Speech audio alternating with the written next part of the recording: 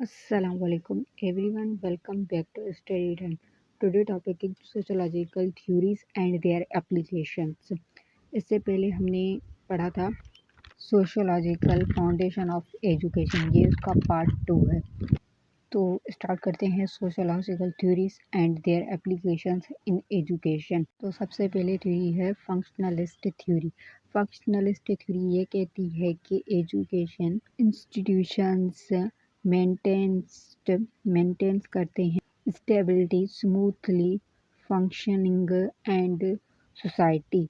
And ये भी कहती है कि एंड ये भी बताती है कि कैसे एजुकेशन कंट्रीब्यूट करता है सोशल सिस्टम्स में एंड कल्चर्स में and promote social integrates and preparing individual for social rules. अब हम ये देखेंगे कि एजुकेशन में ये कैसे एप्लीकेशन होता है। स्कूल्स में चिल्ड्रेन सीखता है नॉर्म्स, वैल्यूज़ ऑफ सोसाइटी के कैसे नॉर्म्स हैं, क्या वैल्यूज़ हैं। इसके अलावा promote social unity and values consents, बच्चा यूनिटी वैल्यूज़ ये सब कुछ सीखता है। Prepare individual for work and civil life, prepare होता है बच्चा इंडिविजुअली खुद ही वर्क के लिए सिविल लाइफ में। इसके एग्जाम्पल हैं a national curriculum teachers shared history values promoting national identity. अभी हम सेकंड थ्योरी पढ़ेंगे conflict theory. Conflict theory education as a tool used by dominant group to maintain power and prevailing. ये कहता है कि पावर को maintain करें, group में डोमेन हो, और एजुकेशन एज अ टूल का यूज डोमेन ग्रुप से टू मेंटेन पावर को मेंटेन करें। And school reproduct social inequality related to class, race and gender। अब हम ये पढ़ेंगे कि एजुकेशन में ये कैसे एप्लीकेशन होता है।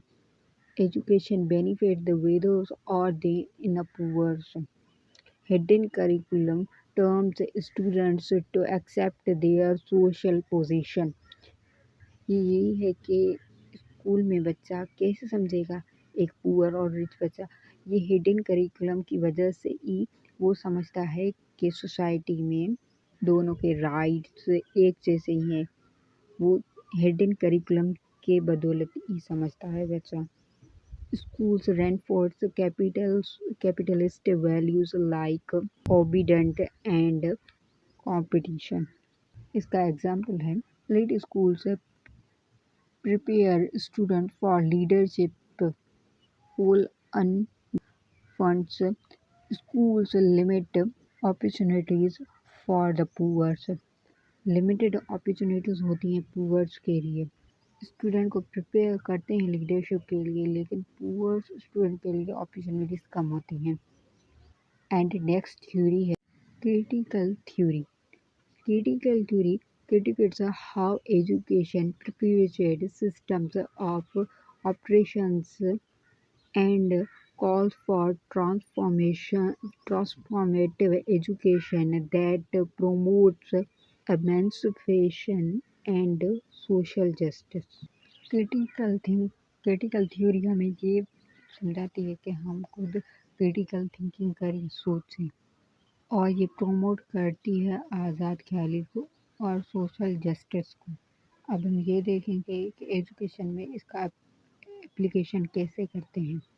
Education should develop critical consequences.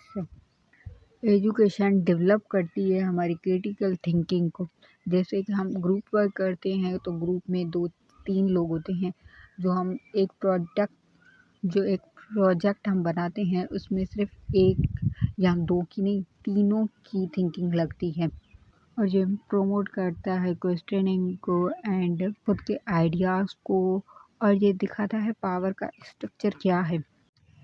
Example teaching student to critical analyze media, history and current events to understand powers and injustice. इसमें टीचर स्टूडेंट को समझाता है खुद की थिंकिंग को डेवलप करो, हिस्ट्री को देखो, करंट इवेंट्स को देखो, पावर्स को देखो, इनजस्टिस जो जस्टिस होता है या इनजस्टिस होता है खुद के अराउंड वो देखो आप। तो आज का ये टॉपिक कंप्लीट हुआ, सोशोलॉजिकल फाउंडेशन ऑफ एजुकेशन, जिसका पार्ट 2 था। अगर आपने इससे पहले the ideological foundation of education and philosophical foundation of education नहीं देखा तो मेरे चैनल पे जाके देख सकते हैं, इसी प्लेलिस्ट में है। Thank you for watching.